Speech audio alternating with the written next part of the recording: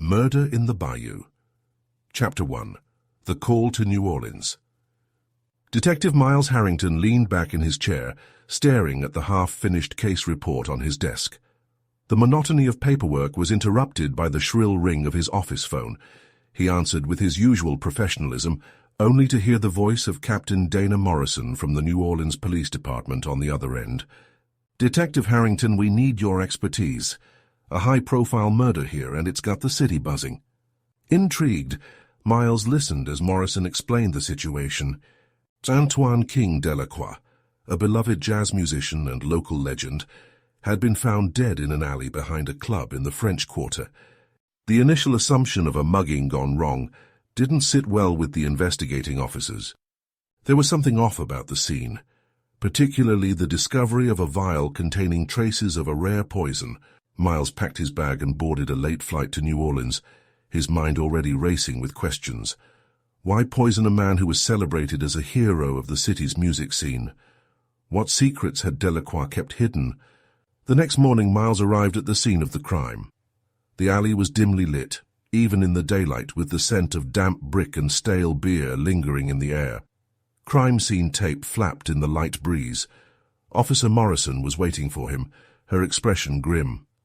"We've cleared most of the scene, but there's something you need to see," she said, leading him toward the chalk outline marking Delacroix's final position. Nearby, a small vial had been bagged and tagged. "This," Morrison said, holding up the evidence, "is why we called you. The poison inside was identified as aconite, a deadly plant extract. It's rare and not easy to come by." Miles inspected the area carefully, noting scuff marks on the cobblestones and traces of a torn scarf nearby. Delacroix's wallet had been taken, lending some credence to the mugging theory, but the precision of the poison hinted at a premeditated act. As he stood there, Miles heard faint music drifting from a nearby club. The mournful tune of a saxophone carried through the air, a fitting backdrop to the tragedy. "That's Charles Johnson," Morrison explained. "Delacroix's old bandmate. They had a falling out years ago. Some say it turned into bad blood." Miles raised an eyebrow. A motive, perhaps, but he knew better than to jump to conclusions. His first stop was the coroner's office, where the medical examiner confirmed the presence of aconite in Delacroix's system. There were no signs of physical struggle, suggesting the poison had been administered discreetly. Back at his temporary lodging, Miles spread out the evidence he had so far. A murdered legend, a rival with a motive, and a poison steeped in mystery. He jotted down a list of names, people close to Delacroix, individuals with potential motives. The jazz-filled nights of New Orleans promised no shortage of secrets, and Miles Harrington was determined to unearth them all. End of Chapter 1. Chapter 2. The Rivalry Revisited. Detective Miles Harrington stepped into the Velvet Note, one of New Orleans' oldest jazz clubs. The club hummed with history. Faded posters of jazz legends adorned the walls, and the air was heavy with the smoky scent of bourbon and old wood. On stage, Charles "Smooth" Johnson played a haunting melody on his saxophone, his eyes closed as if lost in the music. Miles waited for the set to end before approaching Johnson, who had just stepped down from the stage and was greeted by a few patrons with words of admiration.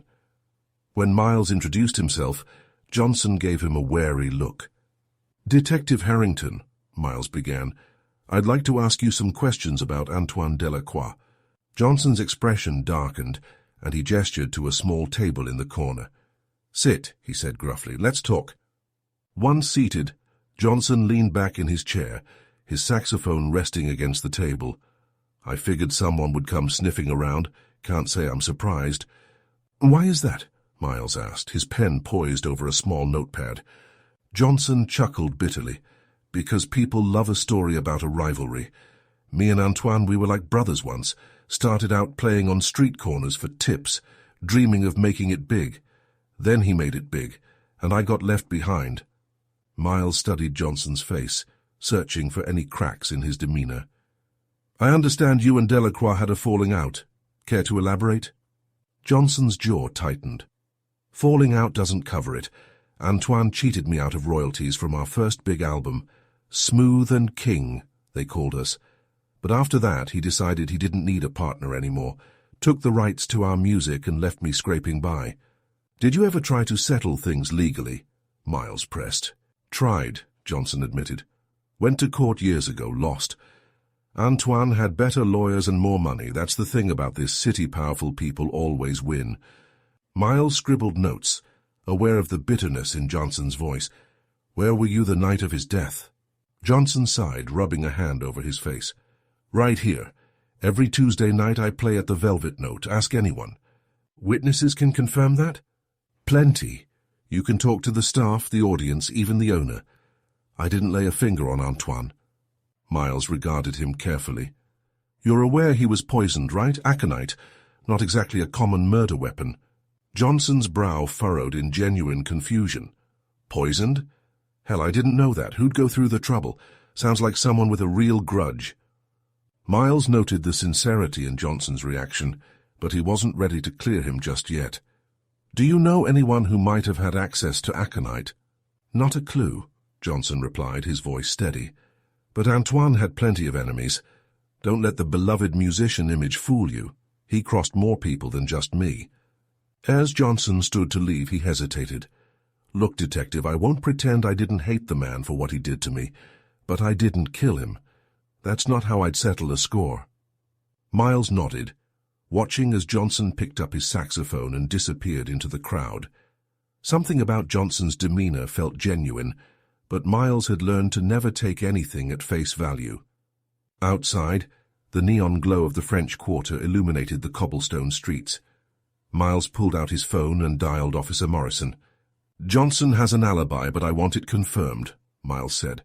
He claims to have been at the Velvet Note all night. I'll check it out, Morrison replied. Any other leads? Possibly, Miles said, glancing at his notes.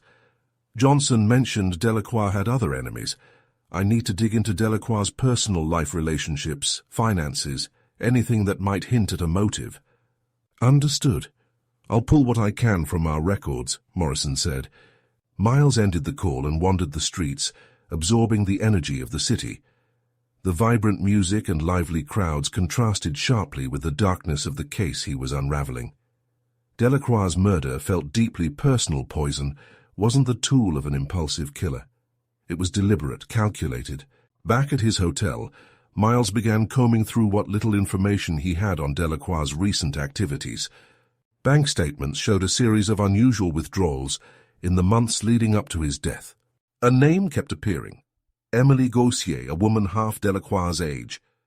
Her profile on social media painted a picture of glamour and sophistication. She was tagged in several photos with Delacroix, often at high-end restaurants or exclusive events. Emily's involvement raised questions. Was she a devoted lover, or did she have ulterior motives? Miles jotted her name onto his list of potential suspects.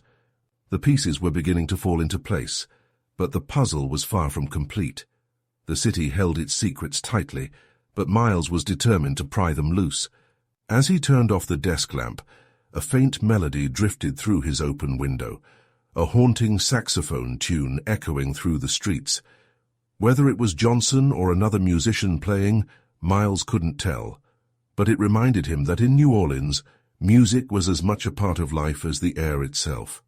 And sometimes it carried whispers of the truth. End of Chapter 2.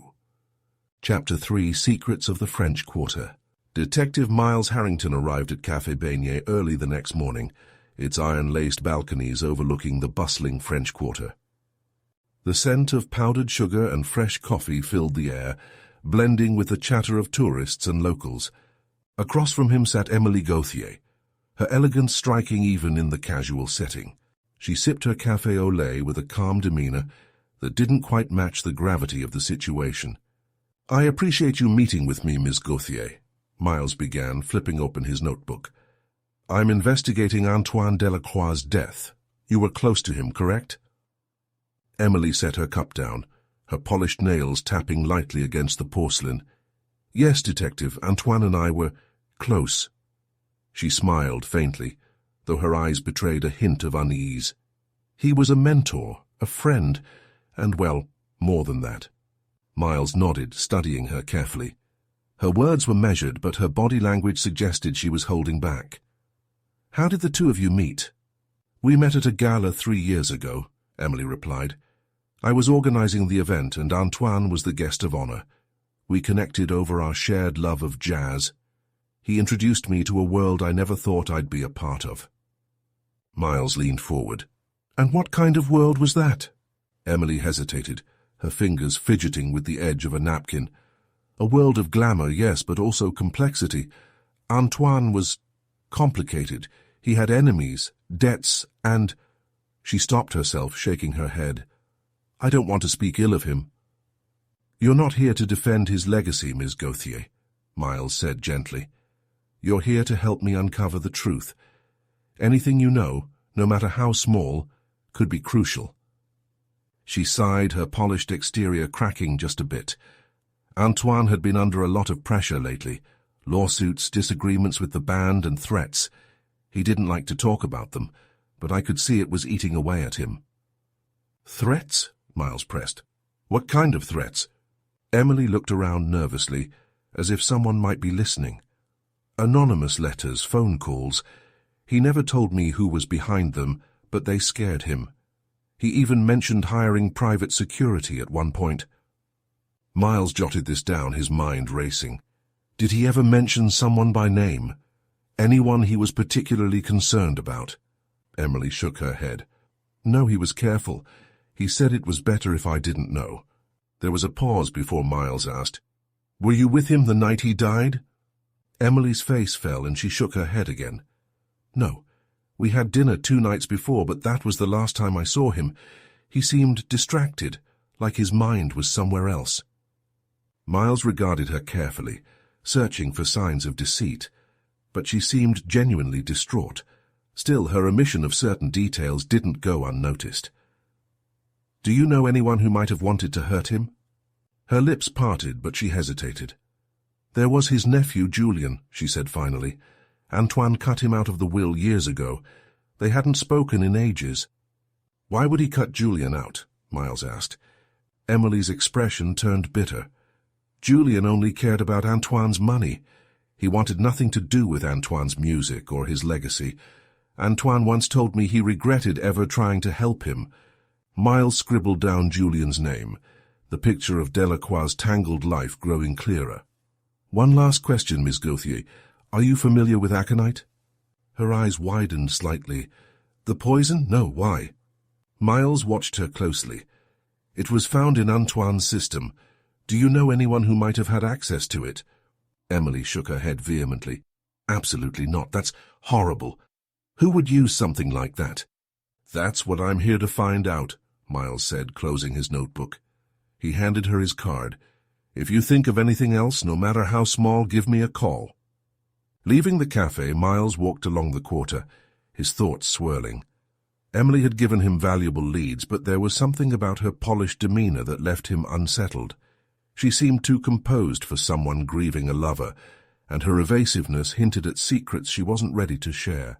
Back at the precinct, Officer Morrison had news waiting for him. "We confirmed Charles Johnson's alibi. He was at the Velvet Note all night, like he said. No way he could have done it." Miles nodded. "Good. That clears him for now, but Emily Gauthier mentioned Delacroix's nephew, Julian. What do we know about him?" Morrison handed him a thin file. "Julian Delacroix, age 28, lives in Baton Rouge. Multiple charges of petty theft and fraud, though nothing ever stuck. He hasn't been in contact with Antoine in years, but there's definitely bad blood." "Looks like I need to take a trip to Baton Rouge," Miles said, flipping through the file. "Anything on the poison?" "Nothing yet. We're tracing possible sources, but aconite isn't exactly sold at the corner store." As Miles prepared for the drive to Baton Rouge, he couldn't shake the feeling that the pieces of the puzzle were beginning to take shape. Delacroix's life was a web of strained relationships, buried grudges, and dangerous secrets. And someone in that tangled web had decided it was time for the king to fall. End of Chapter 3. Don't forget to like and subscribe for free audiobooks. Chapter 4. A Masked Witness. The drive to Baton Rouge took Miles Harrington through a stretch of Louisiana's scenic highways. where Spanish moss draped from ancient oaks and bayous shimmered in the morning sun. Though the landscape was tranquil, his mind churned with questions about Julian Delacroix. As he approached the city, the polished skyline gave way to a modest residential neighborhood, where Julian lived in a run-down duplex. Julian opened the door cautiously, his lean figure slouched, eyes bloodshot. He wore a threadbare hoodie and looked like he hadn't slept in days. "Julian Delacroix?" Miles asked, holding up his badge. "I'm Detective Miles Harrington with the NYPD, working with New Orleans PD. I have some questions about your uncle." Julian's expression soured instantly. "I already know why you're here. Antoine's dead and I didn't have anything to do with it." "Mind if I come in?" Miles asked, ignoring the defensive tone. Julian shrugged and stepped aside, letting Miles enter a cramped living room cluttered with takeout boxes and empty beer cans. A faint odor of mildew hung in the air. "Charming place," Miles remarked, taking a seat on the one relatively clear chair. "You don't seem too broken up about your uncle's death." Julian scoffed. "Why would I be? The man cut me out of his life years ago, said I was a disgrace to the family name. Why would he say that? Because he was a pompous jerk, who thought his music made him better than everyone else," Julian spat, his voice rising. "He tried to save me with lectures about responsibility and family legacy. When I didn't bow to his demands, he cut me off. That was the end of it." Miles studied him carefully. "So you had no contact with him at all in recent years?" Julian hesitated, his eyes flickering to the window before returning to Miles. "I might have called him a couple of times, to ask for help, financial help, but he wasn't interested, said I needed to fix myself before he'd even consider it." "Do you know why he removed you from his will?" Miles pressed. "Because I didn't kiss his ring," Julian replied bitterly. "Antoine always thought he was better than everyone else, but he had skeletons in his closet too, you know. Just because he played nice on stage didn't mean he was a saint." Miles leaned forward. "Care to elaborate?" Julian smirked. "Nope, you figure it out." Deciding to shift gears, Miles asked, "Have you ever heard of aconite?" Julian blinked. "Aconite? What's that?" Poison," Miles said, watching Julian's reaction closely. "It's what killed your uncle." Julian's brow furrowed. "Poison? Why would someone go through the trouble? Antoine wasn't exactly worth much anymore, not to me, anyway." Miles stood, his instincts telling him Julian wasn't the killer, but was holding something back. "Thanks for your time," he said, handing Julian his card. "If you remember anything useful, give me a call." That evening, back in New Orleans, Miles met Officer Morrison at a small bar near the precinct. The soft glow of string lights and the murmur of conversation created a quiet reprieve from the intensity of the case. "Julian's a dead end," Miles said after recounting the interview. "He's angry, but I don't think he's capable of murder. At least, not with poison." Morrison nodded. "What's your next move?" "Emily mentioned anonymous threats," Miles said. "I want to look into those. Maybe they're connected to the poison." Morrison pulled out her phone. "That reminds me. We got a tip about a possible witness who was in the area the night of Delacroix's murder. Claims they saw someone leaving the alley wearing a mask."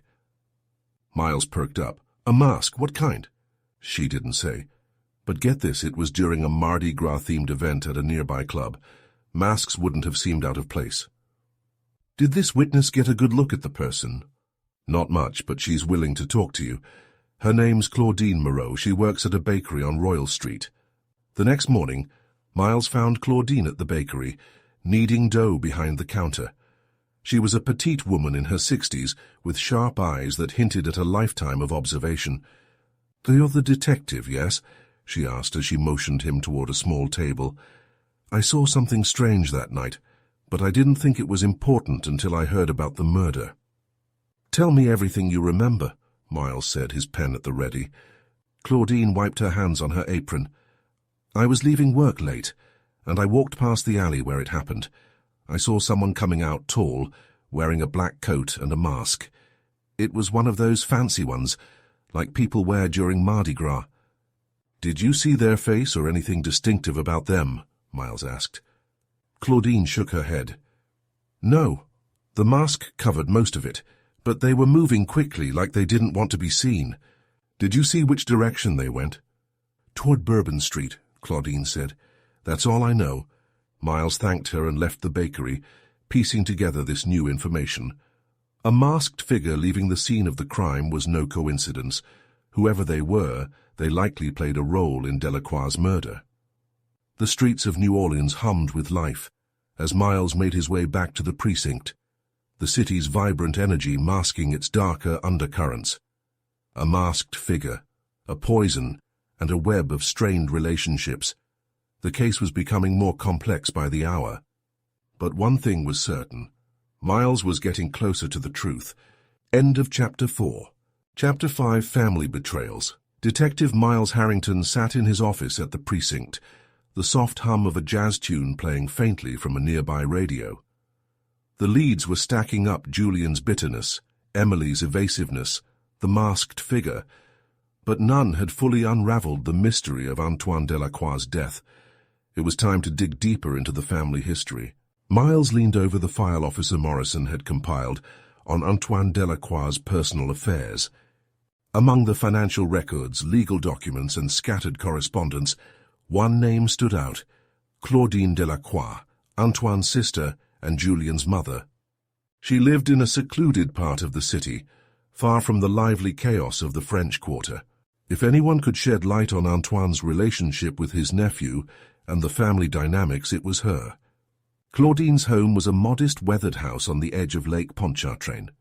Spanish moss hung low over the gravel driveway, and the salty air carried a hint of decay. Miles knocked on the door, his eyes scanning the yard for any signs of recent visitors. The door creaked open to reveal Claudine, a stern-looking woman in her late 60s, with piercing blue eyes that seemed to appraise Miles instantly. "You're here about Antoine, aren't you?" she said, her voice sharp but steady. "Yes, ma'am," Miles replied, showing his badge. "Detective Miles Harrington, may I come in?" Claudine stepped aside, leading him into a cluttered sitting room where family photographs lined the walls. Antoine's face appeared in several of them, smiling and vibrant in his younger years. "I suppose you've spoken to my son," Claudine said, settling into a worn armchair. "I have," Miles replied. "He seems to have a complicated relationship with your brother." Claudine let out a humorless laugh. "Complicated doesn't begin to cover it. Julian was Antoine's godson, you know. Antoine practically raised him after my husband passed. But Julian, he wasn't easy to handle. Antoine cutting Julian out of the will must have caused a lot of tension," Miles said, testing her reaction. Claudine sighed, her gaze distant. Antoine had his reasons. He believed Julian was squandering every opportunity he'd ever given him. Money, connections, even a place in the family business, none of it mattered to Julian. He wanted the easy way out. Did Julian resent him for it? "Of course he did," Claudine said. "But Antoine didn't trust him. He told me once that leaving Julian anything would have been a curse, not a blessing." Miles noted her choice of words carefully. "Did Julian know he'd been cut out of the will?" Claudine nodded. "Yes. Antoine made it clear years ago. He thought it might scare Julian straight, but all it did was drive a wedge between them. And you, Mrs. Delacroix? How did you feel about Antoine's decision?" Claudine's face hardened. "Antoine was my brother, and I loved him, but he was prideful, stubborn. He believed in tough love, but I think he went too far with Julian." Miles leaned forward. "Do you think Julian could have killed him?" Claudine's eyes narrowed, her voice lowering. "No, Julian's no saint, but he doesn't have the stomach for something like that." "Did Antoine ever mention receiving threats? Anonymous letters, strange phone calls?" Claudine hesitated, her lips tightening. "Yes. A few months ago he mentioned someone was trying to dig up dirt on him, said they were threatening to expose secrets from his past if he didn't pay up." "Did he say who it was?" "No. Just said it was someone who knew him too well." She glanced at the photographs on the wall, her gaze lingering on one of Antoine holding a young Julian. "He told me he'd handle it, but I don't think he ever did." Leaving Claudine's house, Miles stopped at the shore of Lake Pontchartrain, letting the salty breeze clear his head. The threads were beginning to converge: Julian's estrangement, Antoine's secrets, and the masked figure seen at the crime scene. As he drove back to the precinct, Miles reviewed the timeline in his mind. If Antoine had been receiving threats, then the murder might have been part of a larger scheme. And if Claudine was right about the blackmail, it meant someone knew Antoine's past better than he'd let on. When Miles arrived at the precinct, Morrison met him with an update. "We've been digging into the poison source. There's a local herbalist who specializes in rare extracts, including aconite. Name's Marguerite Boudreau, runs a shop near the Bywater." Miles's interest piqued. "Do we have a connection to the case?" "Not yet, but she's worth talking to. She's known for keeping detailed records of her sales." The Bywater was a vibrant neighborhood of colorful houses and eclectic shops. Marguerite's store, Nature's Remedies, was tucked between a cafe and an art gallery. Inside, the scent of dried herbs and essential oils filled the air. Shelves lined with jars of powders, leaves, and tinctures gave the space an almost apothecary-like feel. Marguerite Boudreau was a striking woman in her 40s, her long dark hair streaked with silver. She greeted Miles with a curious smile. "Detective Harrington, how can I help you?" "I'm investigating a murder," Miles said, pulling out a photo of Antoine. "The victim was poisoned with aconite. I was told you might sell it here." Marguerite's expression darkened as she glanced at the photo. "Aconite is extremely dangerous. I only sell it under strict conditions, usually to practitioners of herbal medicine or botanists." "Do you keep records of your sales?" "Of course," she said, pulling out a leather-bound ledger. Flipping through the pages, she stopped at an entry. "I sold aconite a month ago to someone named Emily Gauthier." Miles's pulse quickened. "Emily Gauthier?" "Yes," Marguerite confirmed. "She said she needed it for an herbal remedy. She seemed knowledgeable, so I didn't question her." Miles thanked Marguerite and stepped outside, the weight of this revelation sinking in. Emily's name on the ledger wasn't a coincidence. Whether she was the killer or just another pawn, she was more involved in Antoine Delacroix's death than she'd let on. As the sun dipped below the horizon, casting the city in shades of gold and crimson, Miles felt the case take a darker turn. The secrets of Antoine's past were surfacing, and the people closest to him seemed determined to keep them buried. End of Chapter 5. Chapter 6, Poison and Mardi Gras. Detective Miles Harrington paced his hotel room, the new lead about Emily Gauthier echoing in his mind. The purchase of aconite connected her directly to the murder weapon, making her a key suspect. Yet her demeanor during their interview suggested she wasn't a cold-blooded killer. What had driven her to buy such a dangerous substance? Miles decided it was time to confront Emily again, but this time he needed to be more strategic. First, he needed to understand why she had purchased the poison. The next morning, Miles visited Officer Morrison at the precinct to review the surveillance footage from the night of Delacroix's murder. "Here it is," Morrison said, playing a grainy video from a nearby security camera. The footage captured a figure wearing a black coat and a Mardi Gras-style mask, leaving the alley where Delacroix was found.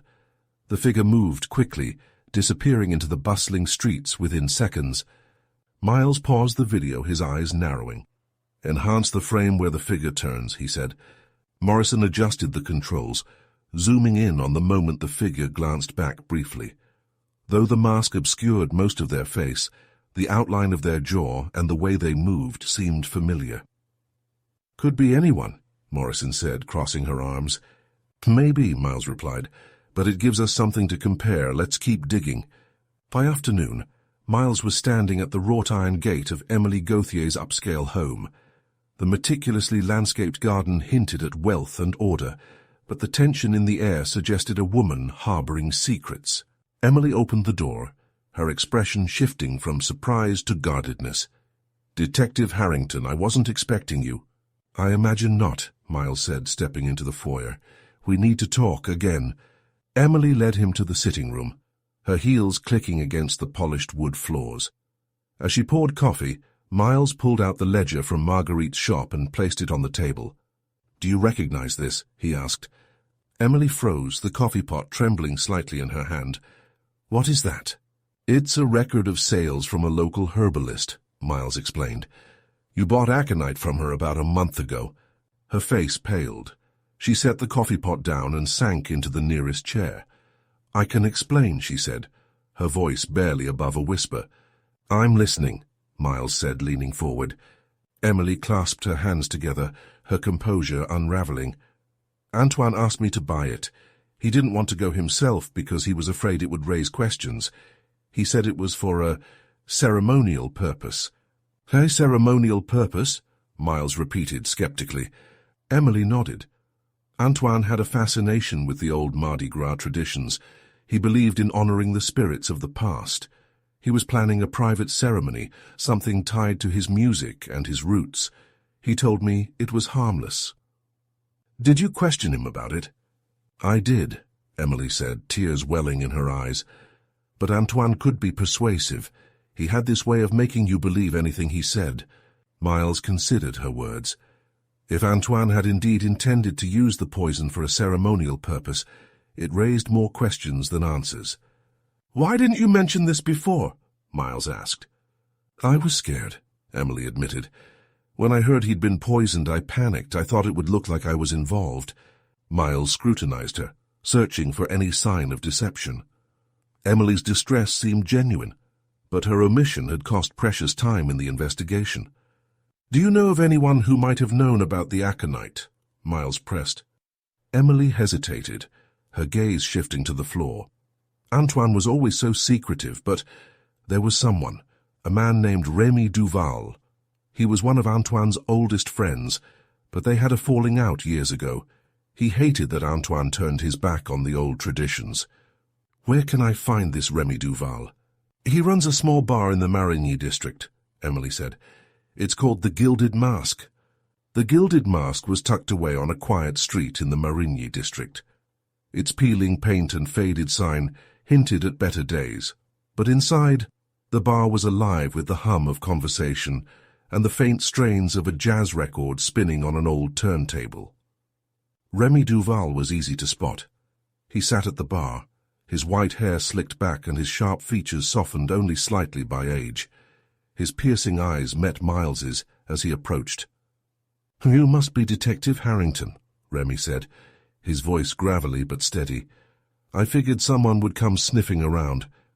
"I need to ask you about Antoine Delacroix," Miles said, taking a seat beside him. Remy nodded slowly, taking a sip of his drink. Antoine was a complicated man, loved the spotlight but carried a lot of darkness inside him. "Emily Gauthier mentioned that you and Antoine had a falling out," Miles said. "Care to explain?" Remy chuckled darkly. "Antoine and I had different visions of what it meant to honor our culture. He wanted fame and fortune. I wanted authenticity. He accused me of being stuck in the past, and I accused him of selling out. We didn't speak for years." "Did you know he was planning a ceremony involving aconite?" Remy's expression darkened. "Aconite? That's dangerous stuff. If Antoine was messing with it, he was playing with fire."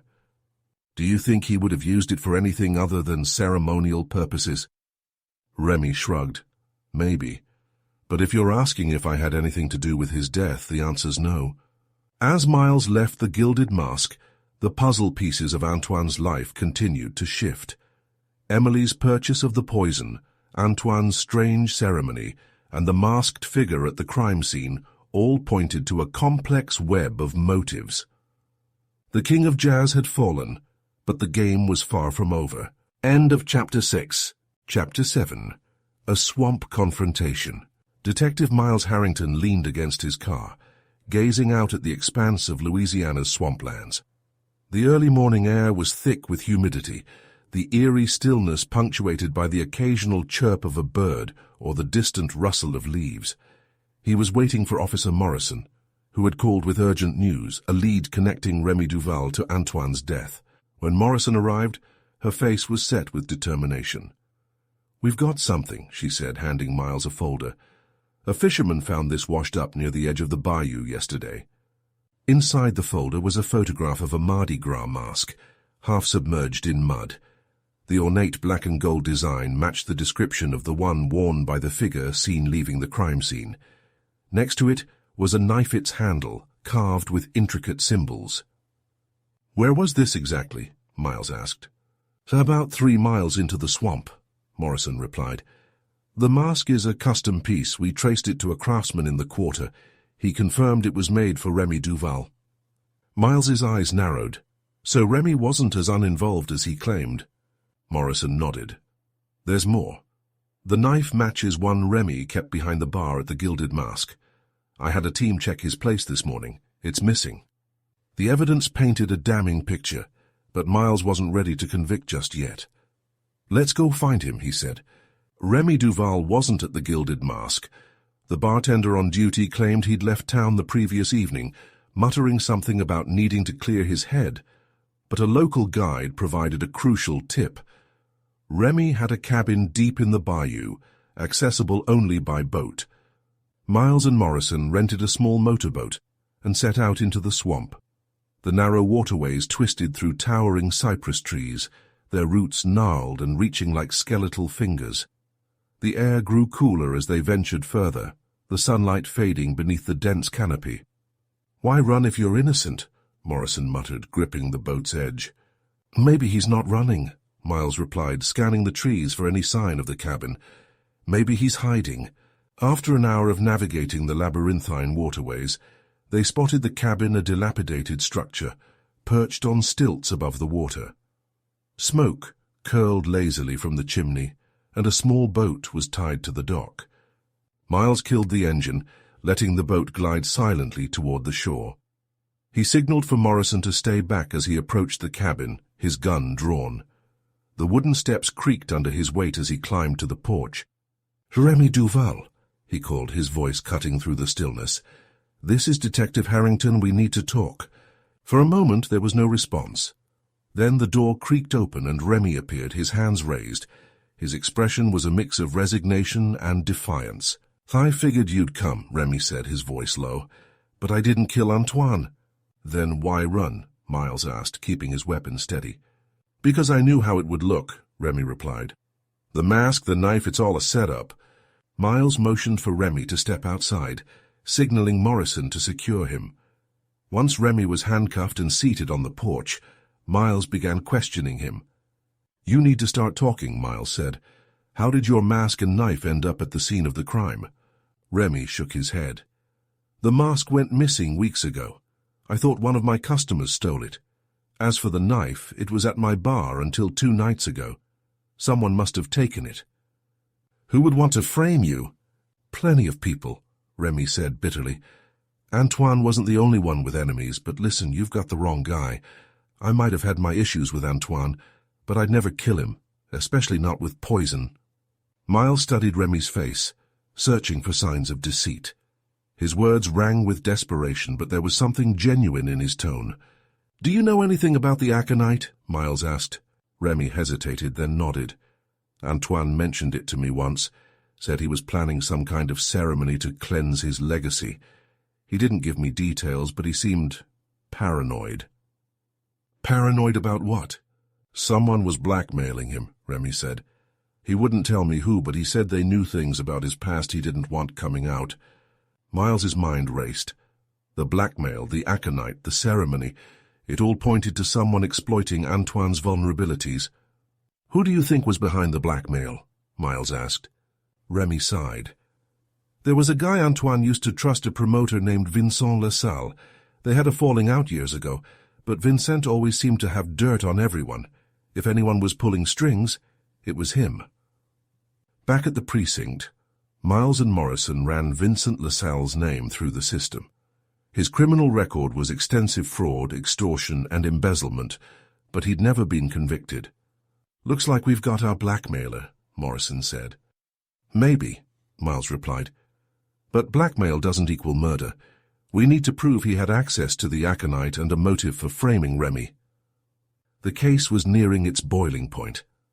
As Miles pieced together the final threads, he knew the truth was just within reach. But with so many players and so many secrets, he'd need to tread carefully to bring the killer to justice.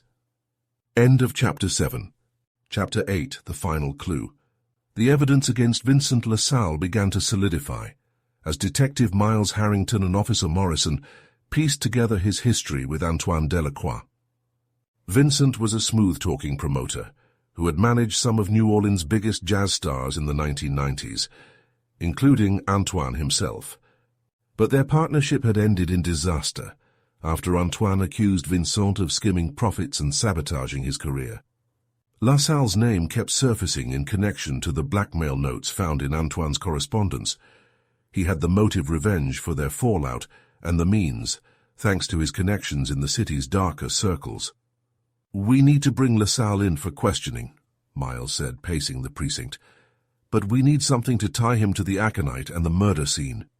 Miles and Morrison devised a plan to draw LaSalle out.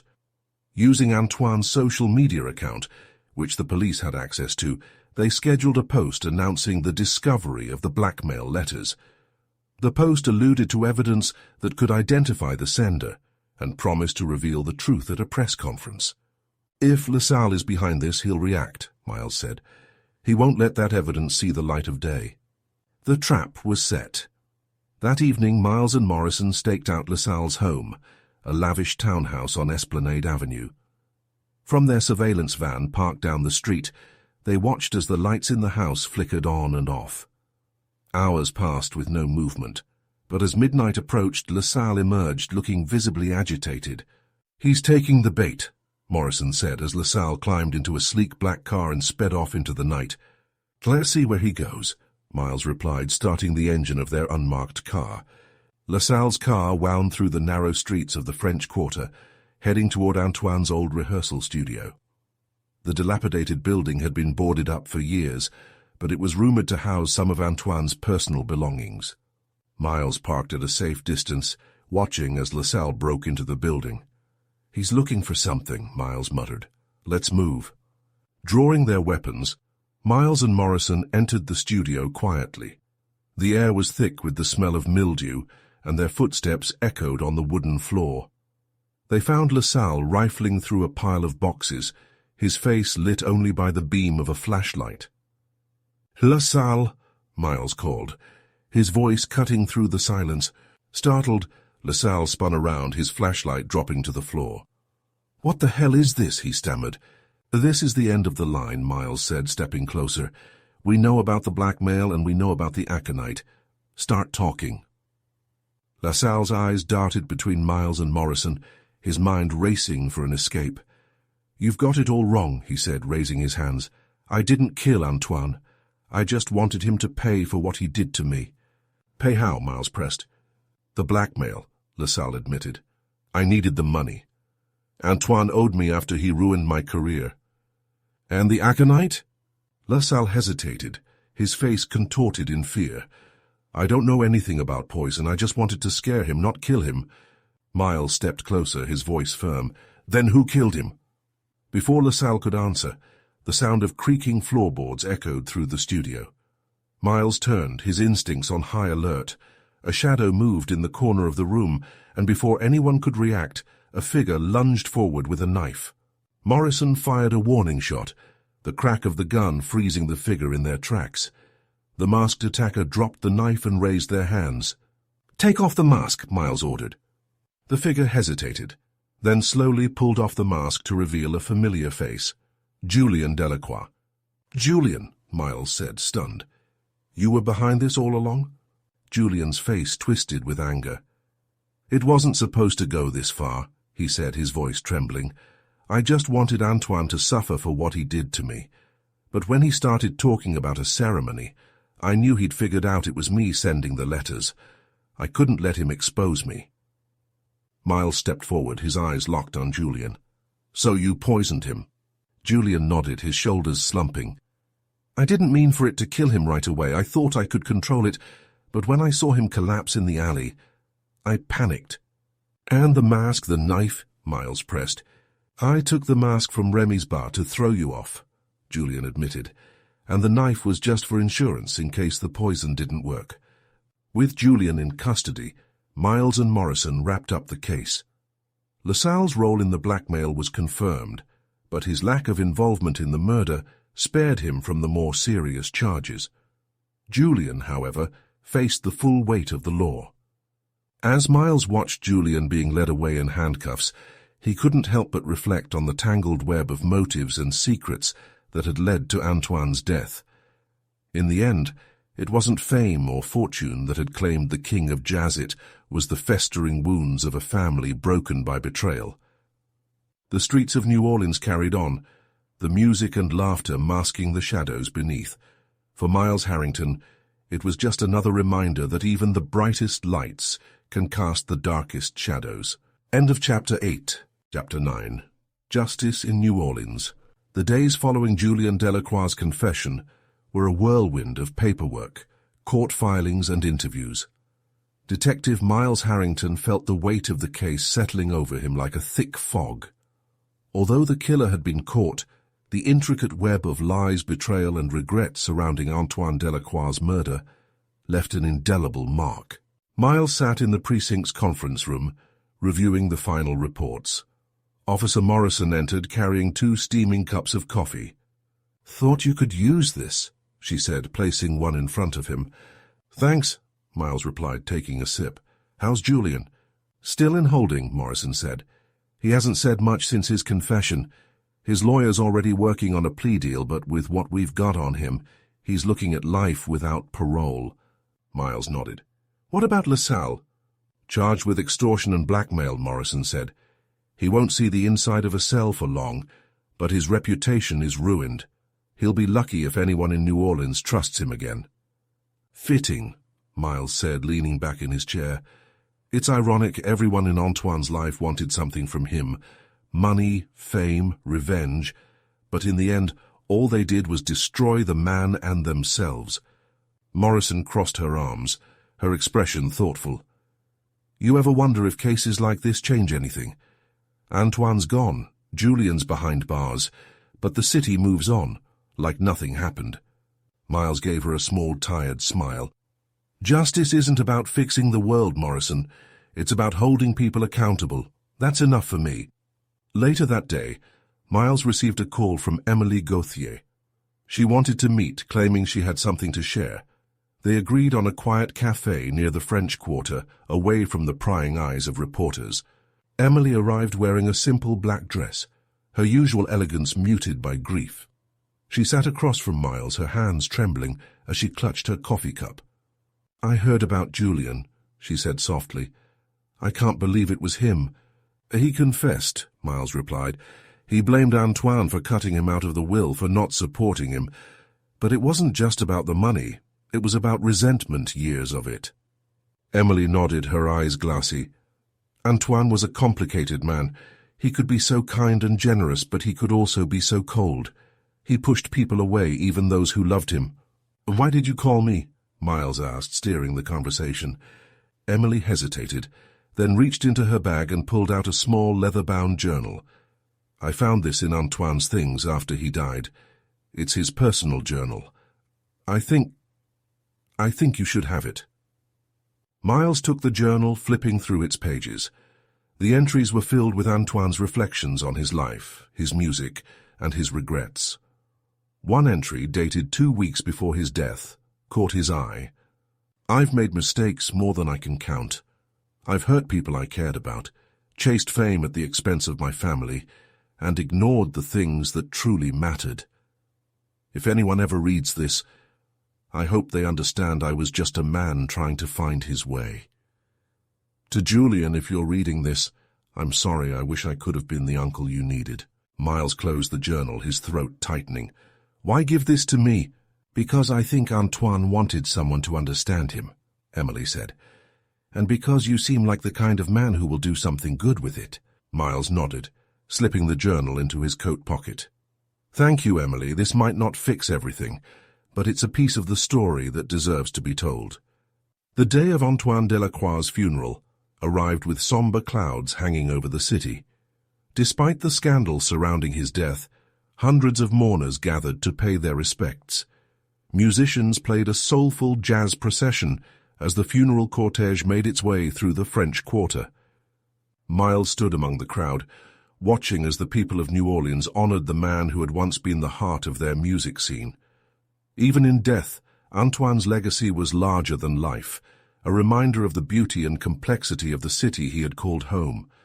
Emily approached Miles after the procession, her eyes red from crying. "Do you think he's at peace now?" she asked. Miles looked at the ornate casket draped in flowers. "I think he'd want to be remembered for his music, not his mistakes. And I think, in the end, that's what people will remember." That evening, Miles returned to the alley where Antoine had been found. The crime scene tape was gone, and the cobblestones were clean, but the weight of the moment lingered. As he stood there, the distant sound of a saxophone echoed through the streets, a haunting, beautiful melody that seemed to carry Antoine's spirit. Pulling out the journal, Miles read a final passage under the flickering glow of a street lamp. Music isn't just sound. It's life, love, pain, and joy all wrapped into one. If my music touched even one person, then maybe I did something right. Miles closed the journal, slipping it back into his coat. Antoine Delacroix's life had been a tapestry of triumphs and tragedies, but in the end it was his music that lived on. As Miles walked away, the jazz-filled air of New Orleans surrounded him, reminding him why he did what he did. Justice had been served, but the story would never truly end. It would live on in the melodies of a city that never stopped singing. End of Chapter 9. Chapter 10. Reflection in the Bayou. The morning after Antoine Delacroix's funeral, Detective Miles Harrington prepared to leave New Orleans. His suitcase stood ready by the door of his hotel room, but something pulled at him, a feeling that the case, though solved, wasn't entirely closed. Before heading to the airport, Miles decided to take one last trip to the Bayou. The swamp had become a symbolic heart of the case, its murky waters and hidden dangers mirroring the tangled motives and secrets that led to Antoine's death. Miles parked his car near a trailhead, leading to a quiet spot overlooking the water. The air was heavy with humidity, the cries of unseen birds echoing in the distance. He carried Antoine's journal, feeling a strange connection to the man whose life he'd unraveled piece by piece. Finding a bench beneath a sprawling oak tree, Miles sat and opened the journal one last time. He flipped to the back where a folded letter fell out. Unfolding it, he discovered a handwritten note addressed to Julian. "Julian, I've made mistakes, and I know I've failed you in many ways. Cutting you out of my will wasn't meant to punish you. It was meant to push you to become the man I know you can be. I wanted to leave you with something greater than money, a chance to find your own path. If you're reading this, I hope you can forgive me. I hope you can remember the good times we had before everything fell apart. And I hope you'll carry on the Delacroix name with pride, not for my sake, but for yours. With love, Antoine." Miles exhaled slowly, the weight of the letter settling over him. Antoine had been a man of contradictions, a musician who brought joy to thousands, but couldn't heal his own family. His final words to Julian were an attempt at redemption, though they came far too late. Determined to deliver the letter, Miles made a detour to the holding facility where Julian was awaiting trial. The younger Delacroix looked gaunt, his swagger replaced with a subdued demeanor. "What do you want?" Julian asked as Miles entered the visitation room. Miles placed the letter on the table. "This is from your uncle. I found it in his journal." Julian eyed the letter suspiciously before picking it up. As he read, his expression softened, the anger in his eyes giving way to something closer to sorrow. "He never said any of this to me," Julian said, his voice barely audible. "He should have," Miles replied. "But people don't always say what they should while they have the chance." Julian folded the letter carefully, his hands trembling. "Do you think he meant it?" Miles met his gaze. "I do. And I think it's up to you what you do with it now." Returning to the precinct, Miles met with Officer Morrison to wrap up the final details of the investigation. They reviewed the evidence one last time, ensuring the case against Julian was airtight. "It feels strange," Morrison admitted. "Antoine's gone, Julian's life is over, and Emily, she's just trying to pick up the pieces. All that drama, and for what?" "For closure," Miles said. "Even if it's messy, even if it doesn't feel like a clean ending, justice brings closure." Morrison nodded, though her expression remained thoughtful. "You heading back to New York after this?" Miles smiled faintly. "Yeah, something tells me the Big Apple has its own mysteries waiting for me." Miles spent his final evening walking through the French Quarter, soaking in the vibrant energy of the city. The music, the laughter, the clinking of glasses, it all felt like a celebration of life, even in the face of tragedy. Stopping by a street performer playing a soulful jazz melody, Miles dropped a few bills into the open saxophone case and listened. The tune reminded him of Antoine's music, raw, beautiful, and haunting. As the plane ascended over New Orleans the next morning, Miles looked out the window at the sprawling swamplands below.